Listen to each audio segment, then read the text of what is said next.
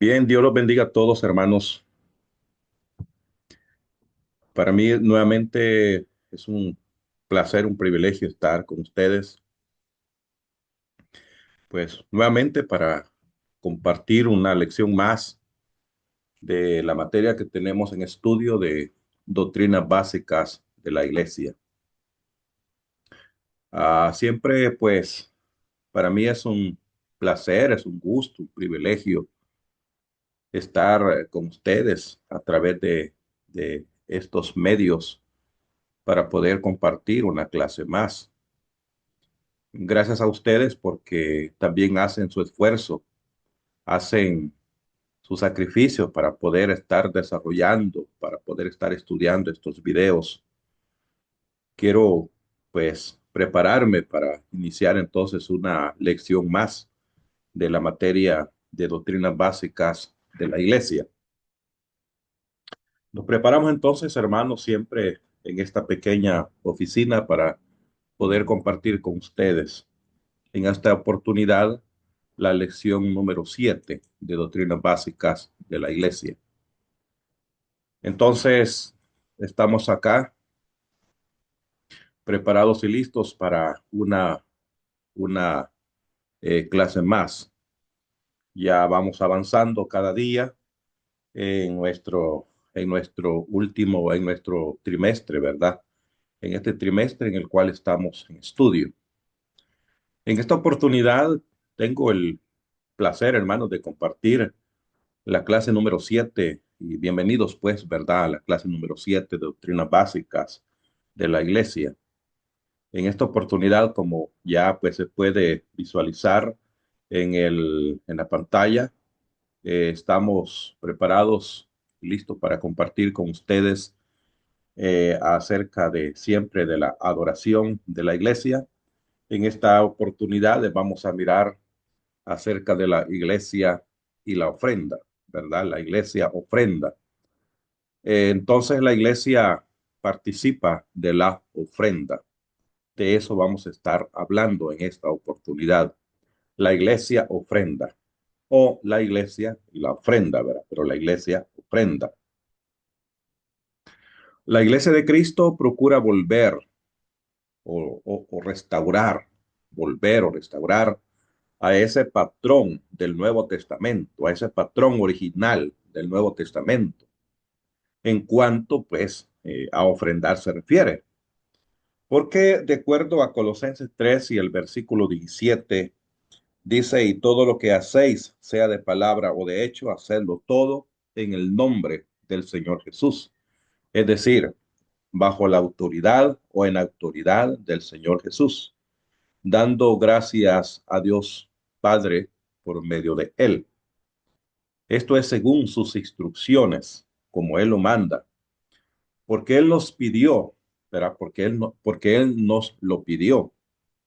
No debemos de añadir, no debemos de sustraer a su palabra. Eso es lo que encontramos en Apocalipsis, capítulo 22, versículo 18 y versículo 19. Yo testifico todo aquel que oye las palabras de la profecía de este libro. Si alguno añadiere a estas cosas, Dios traerá sobre él plagas que están escritas en este libro. Y si alguno quitare de las palabras del libro de esta profecía, Dios quitará su parte del libro de la vida y de la santa ciudad y de las cosas que están escritas en este libro. Por lo tanto, no podemos añadir ni podemos sustraer a su palabra. Veamos, por tanto, hermanos, qué ha instruido Jesús a la iglesia en cuanto a la ofrenda. ¿Cuál es ese patrón bíblico? ¿Cuál es ese patrón, el modelo, el ejemplo en cuanto a ofrendar que encontramos en el Nuevo Testamento? Porque hay mandamiento de Dios de cómo debemos de ofrendar. Esto es lo que hace que la ofrenda sea un mandamiento. Encontramos en cuanto a la iglesia, que la iglesia ofrenda, Dios entonces nos manda. Dios nos manda proponerse ofrendar. La iglesia debe de proponerse ofrendar. Esta es una de las primeras instrucciones que Dios nos manda en cuanto a la ofrenda. Cada cristiano, cada hermano o la iglesia debe de proponerse ofrendar. ¿Qué es esto de proponerse ofrendar? A la iglesia de Dios en Corinto, en 2 Corintios capítulo 1 y el versículo 1, se le dijo que pusiera en su corazón el propósito, el propósito de ofrendar. 2 Corintios capítulo 9 y el versículo 7, se le mandó, se le dijo que pusiera en su corazón el propósito de ofrendar. Cada uno de como propuso en su corazón, no con tristeza ni por necesidad, porque Dios ama al dador alegre. Cada uno de como propuso. Dios manda que debemos de proponernos ofrendar. La palabra proponerse significa escogerlo por uno mismo antes que otra cosa.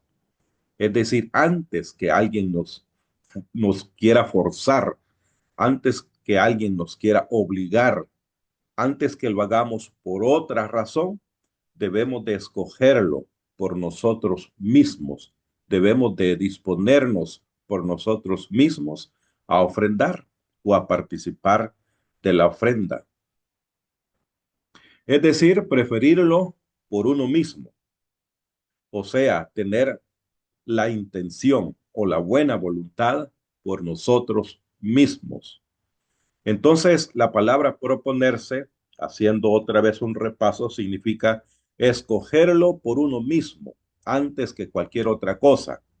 Es decir, preferirlo por uno mismo o tener la intención por uno mismo.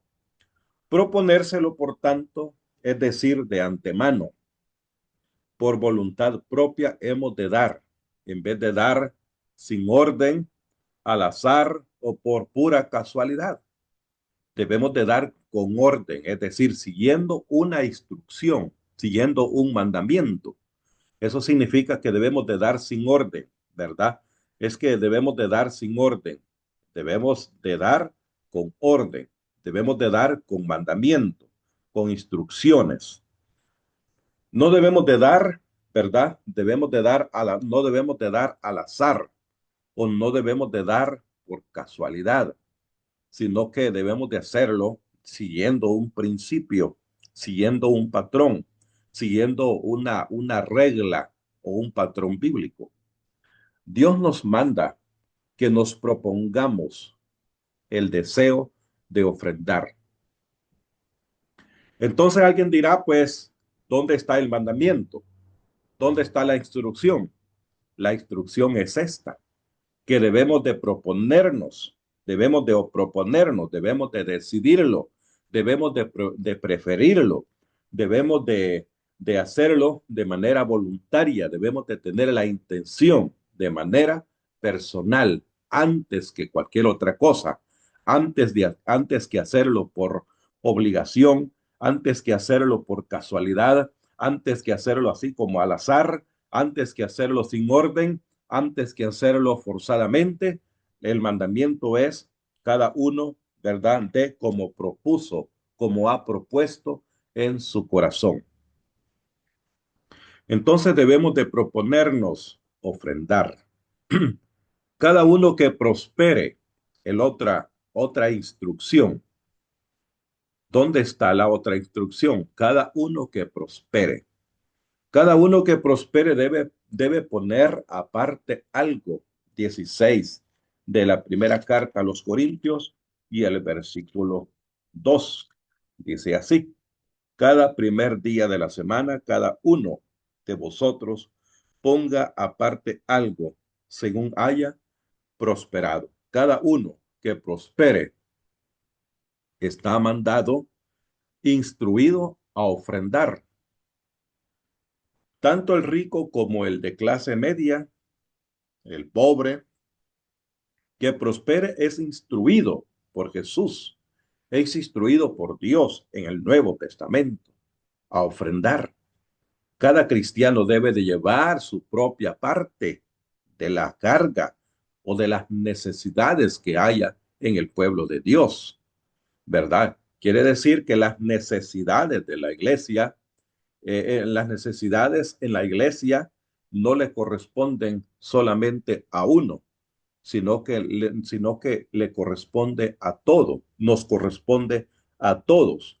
Cada cristiano, cada hermano debe de llevar su propia carga para cubrir las necesidades de la iglesia, las necesidades de la iglesia o la carga de las necesidades de la iglesia no le corresponden solo a uno, sino que nos corresponde a todos o le corresponde a todos. El propósito es que haya igualdad, no que hayan, que no hayan necesitados, ¿sí? Sino que todos tengamos, que todos podamos cubrir nuestras necesidades. Y quiero leer aquí, bueno, dice, porque no digo, en 2 Corintios 8, 13 al 15, esa lectura la tenemos aquí, porque no digo esto para que haya para otra holgura, ¿verdad? Para otra holgura y para vosotros estrechez, sino para que en este tiempo, con igualdad, la abundancia vuestra supla la escasez de ellos. Perdón, para que también la abundancia de ellos supla la necesidad vuestra, para que haya igualdad, como está escrito. El que recogió mucho no tuvo más, y el que poco no tuvo menos. Ese fue el caso en Marcos capítulo 12, versículo 41 al versículo 44, donde encontramos la ofrenda de la viuda pobre. Aunque la viuda pobre en proporción llevaba la mayor parte de la carga, porque ella dio todo lo que ella tenía. Por eso Jesús la elogió. Entonces, el segundo mandamiento o parte de los mandamientos que Dios nos ha dado es que cada uno que prospere está mandado a ofrendar, está instruido, llamado a ofrendar. Cada uno que prospere para que así todos podamos llevar una parte de la carga de las necesidades de la iglesia. Y la ofrenda no es para enriquecer a uno, para que uno tenga abundancia, para que un hermano o unos hermanos tengan abundancia y para que otros tengan escasez. No, el propósito de la ofrenda es para que haya igualdad, es decir, para que todos en la iglesia puedan cubrir sus necesidades, o en otras palabras, para que no hayan necesitados en la iglesia, sino que todos en la iglesia puedan cubrir sus necesidades, para que haya igualdad, no para que unos vivan holgadamente o abundantemente, y para que otros vivan con escasez o estrechadamente, no, sino que el propósito de la ofrenda es para poder ayudar, para poder cubrir las necesidades de todos, para que haya igualdad. Parte del mandamiento, de las instrucciones o del patrón del Nuevo Testamento, de las instrucciones de Jesús, es que Él nos manda a ofrendar, pero que lo hagamos alegremente, que la iglesia pueda hacerlo alegremente. Aquellos que ofrendan no deben hacerlo con tristeza, no deben de hacerlo con dolor, ni por necesidad. Es decir, porque necesita hacerlo, porque es una obligación hacerlo, porque Dios ama al dador alegre, según de Corintios 9:7. Entonces, los que ofrendan no deben de hacerlo con tristeza. Una ofrenda que lleva tristeza no es aceptable a Dios. Una ofrenda que lleva dolor tampoco no es aceptable a Dios. Una ofrenda que lleva necesidad, es decir, que lo hace por obligación, tampoco no es aceptable, no es agradable a Dios. Dice la palabra alegre viene de la palabra griega hilaros, que significa buena disposición mental, con gozo, con alegría, que causa resplandor. Los cristianos se alegran en vez de entristecerse para ofrendar al Señor. Los cristianos son contribuyentes dispuestos y no dadores reacios o duros. No, en la iglesia ya no hay contribuyentes o hermanos que ofrendan, hermanos reacios, ¿verdad? O duros, sino que son dispuestos a ofrendar, son hermanos generosos, bueno, hay no dadores reacios o no dadores duros que les cuesta dar, que contribuyen porque son obligados a hacerlo. No, Dios no quiere, ¿verdad? Así, nuestra ofrenda, porque los cristianos, en lugar de hacerlo por obligación o porque son obligados a hacerlo, deben de hacerlo, como ya aprendimos anteriormente, con buena disposición, con buena gana, con buena voluntad, porque esto es agradable al Señor. ¿Qué más podemos hablar, verdad? ¿Qué más podemos hablar? Es que también parte del mandamiento respecto de la ofrenda es que debemos de dar según haya prosperado. La palabra inspirada por Dios en 2 de Timoteo 3, 16, 17 nos instruye a dar de acuerdo como hayamos prosperado. 1 Corintios 16, 1, 2. Se pide mucho a aquellos a quienes mucho se les ha dado. Lucas 12, 48. Nuestra ofrenda habrá de variar de acuerdo a nuestro salario. Cuanto más reciba, más se le requiere que dé. Si usted aún no está ofrendando, perdón, si usted aún está ofrendando lo mismo que antes de su último aumento de salario, y si usted no estaba dando apropiadamente, entonces ahora usted no está dando según ha prosperado. Nuestra ofrenda, nuestra ofrenda, no todo el tiempo será la misma, excepto pues que tengamos un salario fijo, ¿verdad?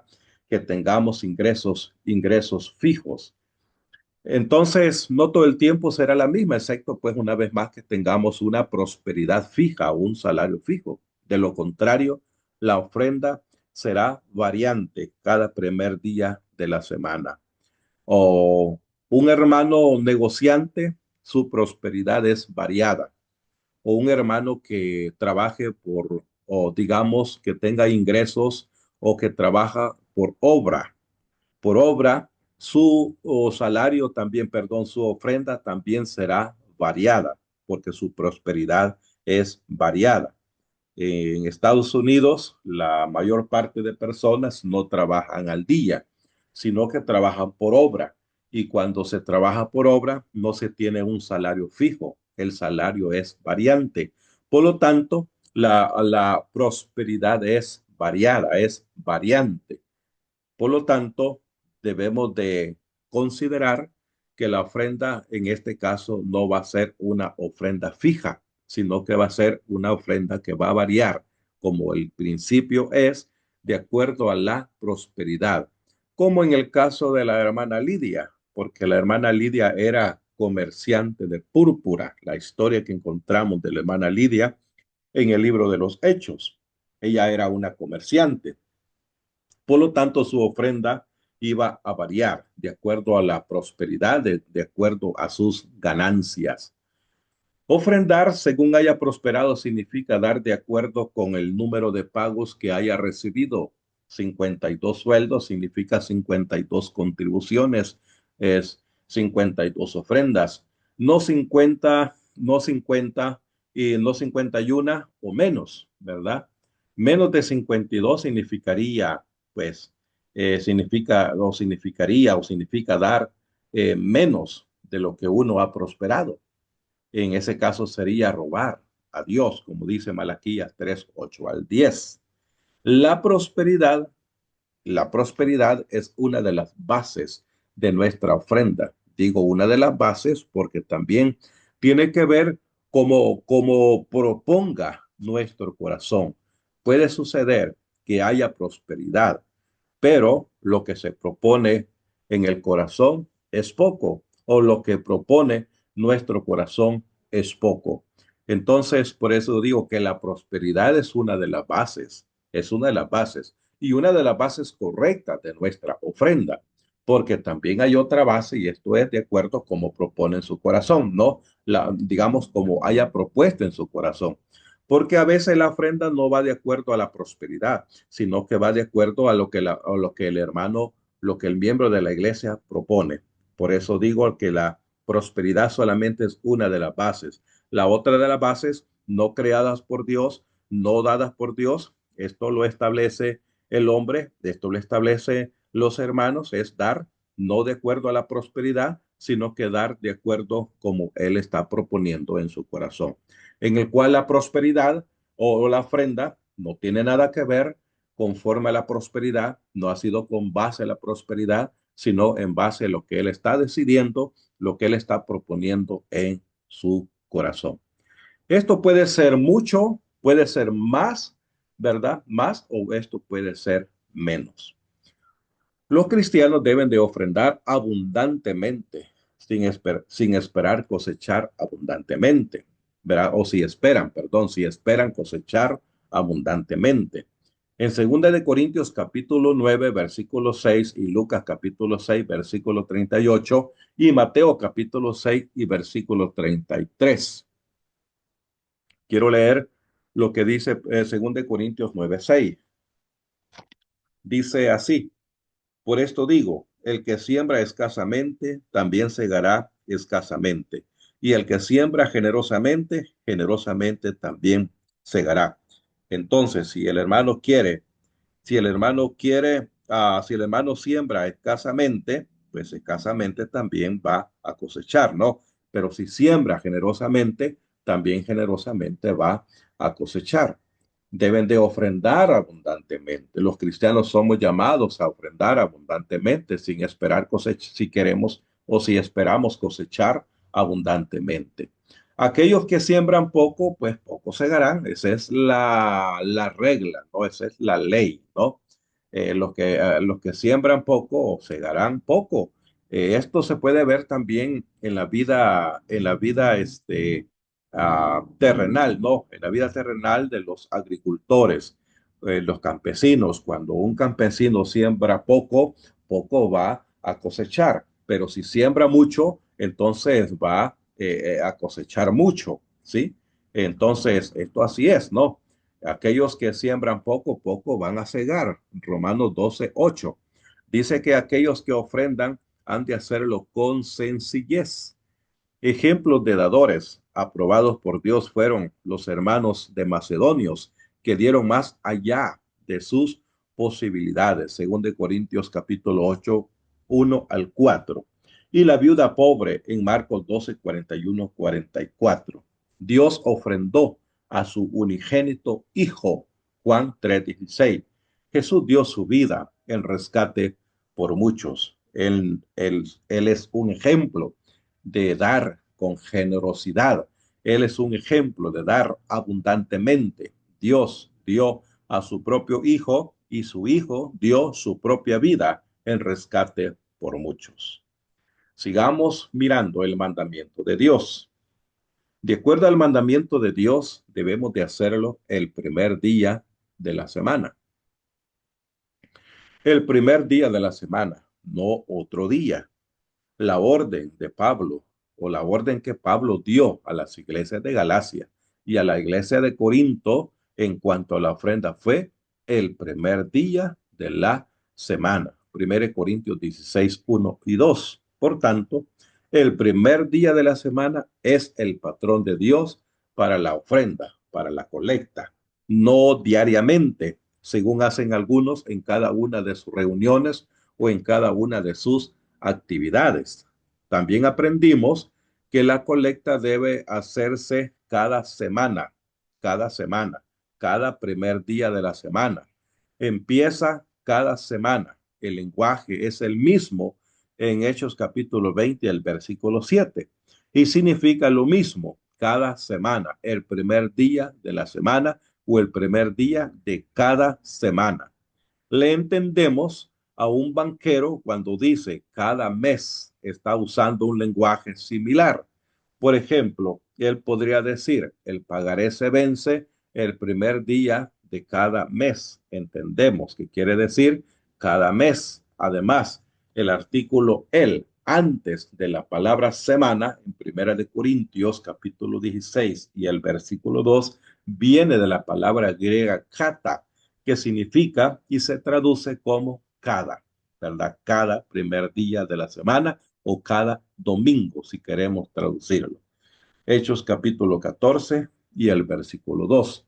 Aquellos que se convirtieron el día de Pentecostés continuaron firmemente en la comunión, del griego koinonia, traducido también como contribución, Hechos 2:42 y Romanos 15:26.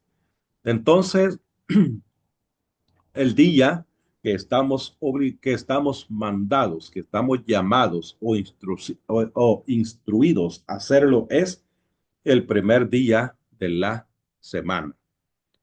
Sigamos. Algunos cristianos no. ¿Qué significa esto? Algunos cristianos no hemos de ser codiciosos, Colosenses 3:5, ni tampoco debemos atesorar riquezas en la tierra, sino que debemos de atesorar riquezas en el cielo. Mateo 6:19 al 21. Jesucristo dijo, no os hagáis tesoros en la tierra, donde la polilla y el orín corrompen, sino y los ladrones hurtan.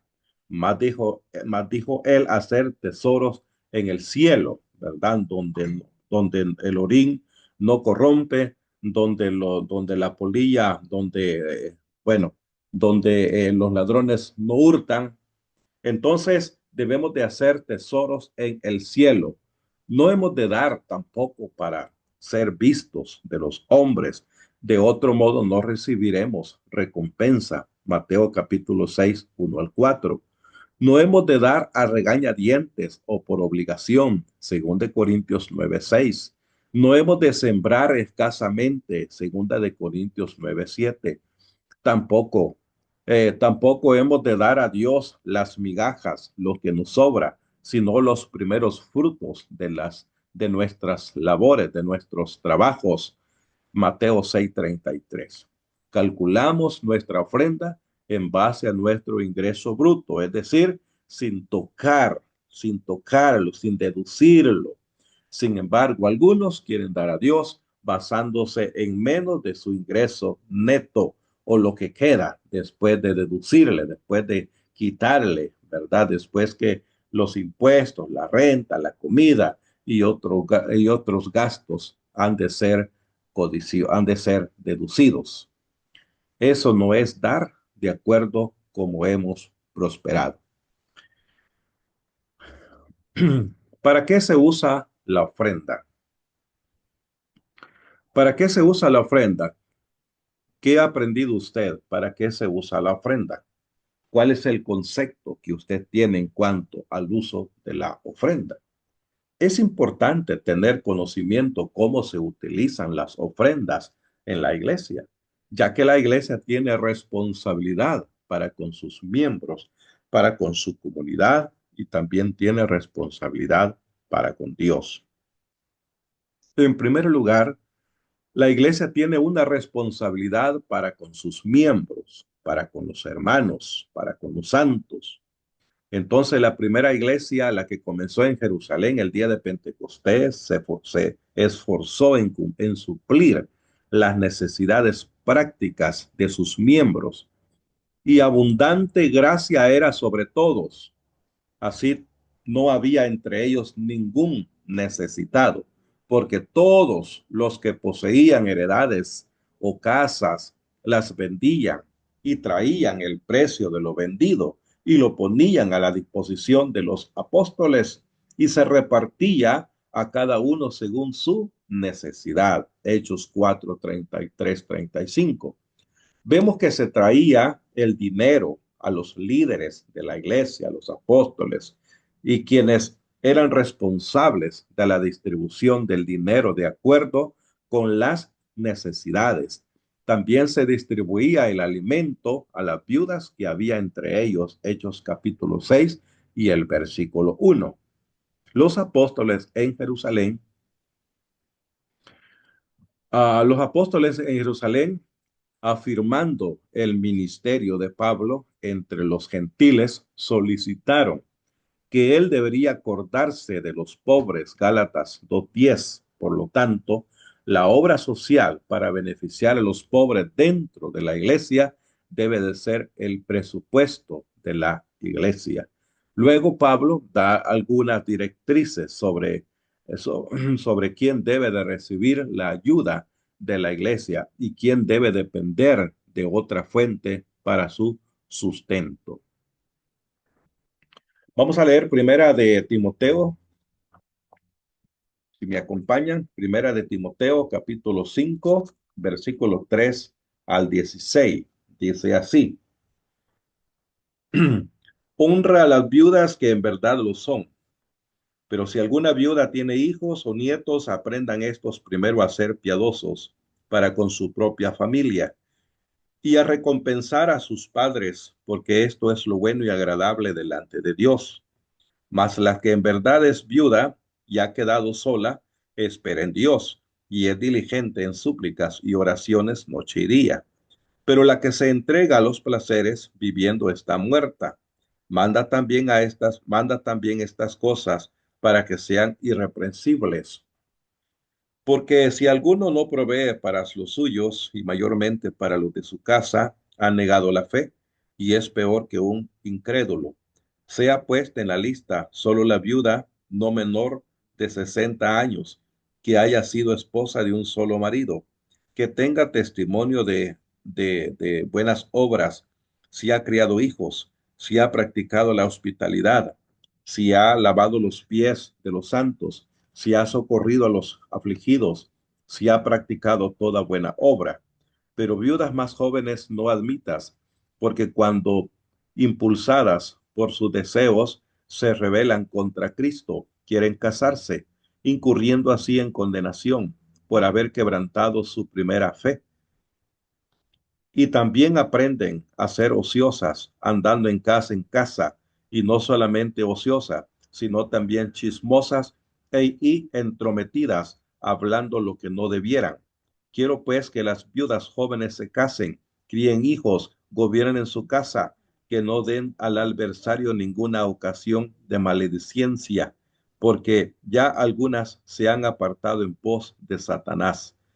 Si algún creyente o alguna creyente tiene viudas, que las mantengan y que no sea agravada la iglesia, a fin de que haya lo suficiente para los que en verdad o para las que en verdad son viudas. Entonces encontramos aquí algunas instrucciones, algunas directrices sobre quién debe de recibir la ayuda de la iglesia y quiénes deben de depender de otra fuente, de sus hijos, ¿no? Para su sustento. Varias iglesias locales en el primer siglo también recogieron ofrendas para ayudar a otras iglesias más necesitadas. Y específicamente, la iglesia de Antioquía proporcionó recursos para ayudar la iglesia en Jerusalén, que estaba sufriendo persecución y escasez. Hechos 11:29. Después Pablo aceptó ofrendas de la iglesia en Galacia, 1 Corintios 16:1, en 1 Corintios 16:1, 16:3, y Macedonia y Acaya, Romanos 15:25 al 26, para ayudar a la iglesia en Jerusalén. Pablo estaba acompañado por delegados, hermanos de Berea, de Tesalónica y de Derbe y de la provincia de Asia, Hechos capítulo 20 y el versículo 4. En segundo lugar, la iglesia tiene la responsabilidad para con su comunidad vecina. Impactar a la comunidad es necesario. Así que, según tengamos oportunidad, Gálatas 6:10, hagamos bien a todos y mayormente a los de la familia de la fe. Este versículo establece la prioridad. En primer lugar, la familia de Dios, pero también debemos de buscar, mantener o buscar la manera de hacer el bien a todos. Por supuesto, esto implica la evangelización. Hechos 1:8. Una iglesia sana debe de estar enviando misioneros. Hechos 16:2 al 3. O al menos apoyar a misioneros en distintos campos de servicio. La evidencia de que una iglesia pierde su enfoque hacia los de afuera y demuestra signos de debilidad espiritual es la forma en que gastan su dinero. El consultor de iglesias y autor, ¿verdad? Tom Rainer, en su libro Autopsia de una iglesia muerta, afirma que uno de los síntomas de una iglesia muerta es que aumente el porcentaje del presupuesto de las necesidades de los miembros, mientras que disminuye el dinero asignado para alcanzar a los no alcanzados. Hay que pensar entonces también en la comunidad, hay que pensar en las necesidades espirituales de los demás y buscar la manera cómo establecer ministerios, cómo establecer misiones, cómo establecer un trabajo donde se pueda alcanzar métodos en el cual se pueda alcanzar también a los amigos, a los incrédulos, a los vecinos, a la comunidad. También es parte del presupuesto, de los gastos, de las inversiones, de la ofrenda de la iglesia.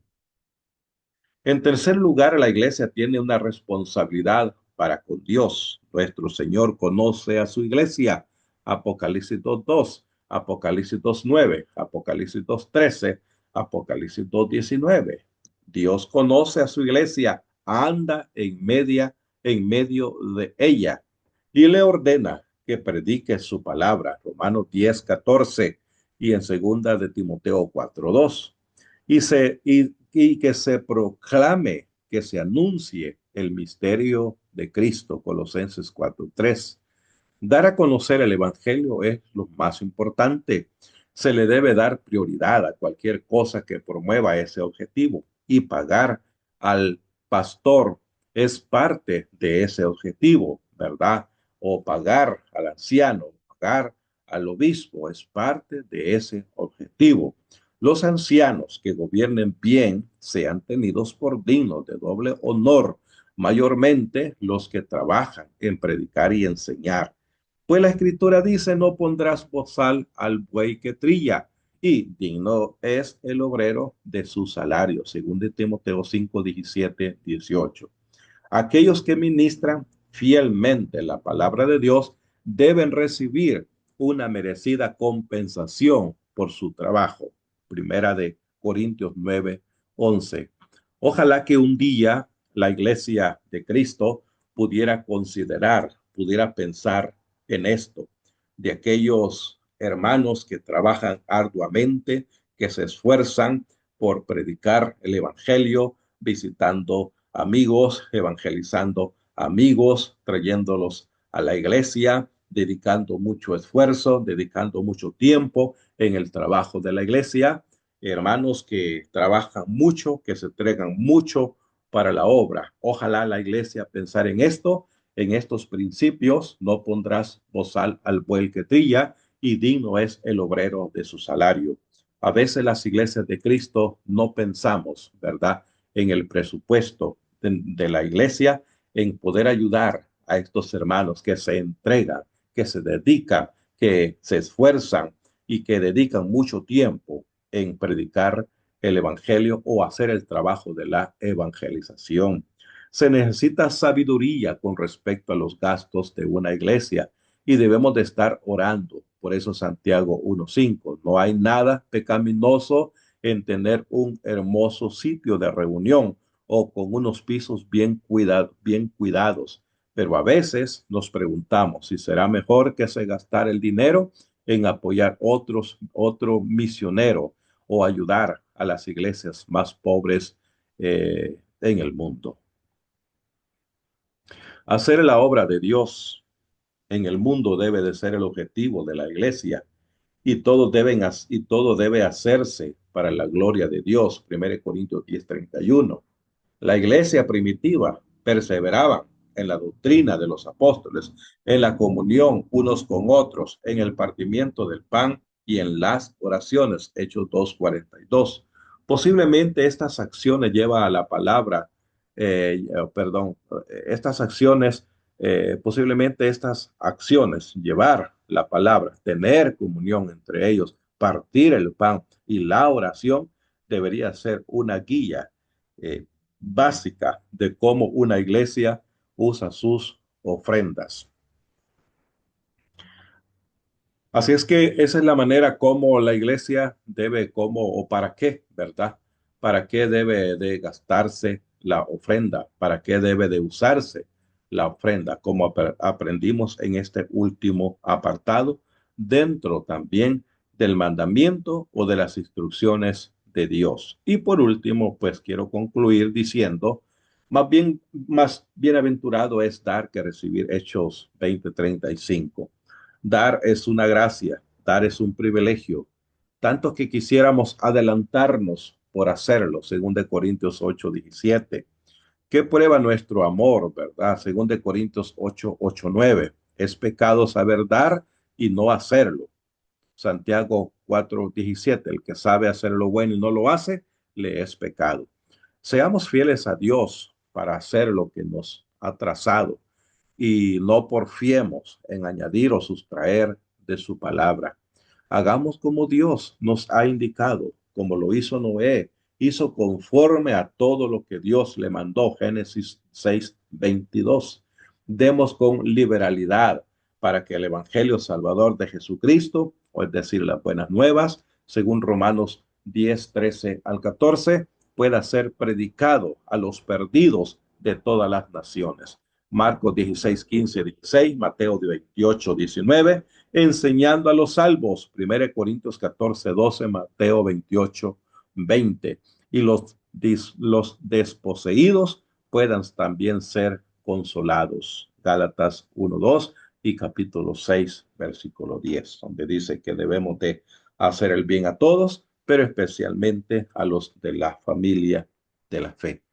Con esto, hermanos, termino entonces mi clase o la lección número 7, la clase número 7 de esta materia que estamos llevando a cabo en cuanto a doctrinas básicas de la iglesia. Y aquí van unas pequeñas preguntitas que yo he establecido para que ustedes puedan contestarlas. Son 10 preguntitas, las cuales yo espero que ustedes las puedan leer, las puedan estudiar, analizar y luego dar su respectiva respuesta. Así que, hermanos, la iglesia ofrenda, es parte de la adoración, no diezma, ¿verdad? Sino que ofrenda, como encontramos en el patrón bíblico del Nuevo Testamento, y encontramos aquí la manera como estamos llamados, cómo estamos mandados, cómo estamos instruidos a poder hacerlo, esperando que el conocimiento también de esta materia sea también de vuestro crecimiento espiritual y en vuestro crecimiento también en el conocimiento de las Sagradas Escrituras, para ir fortaleciendo cada día más nuestra fe, para ir fortaleciendo más la práctica, ¿verdad?, de los actos de adoración que nosotros hacemos en nuestras congregaciones, para que de manera personal y de manera impersonal, interpersonal, también nosotros podamos ayudar a otros con estos conocimientos. Entonces, la iglesia ofrenda. Eso es lo que encontramos según el patrón del Nuevo Testamento.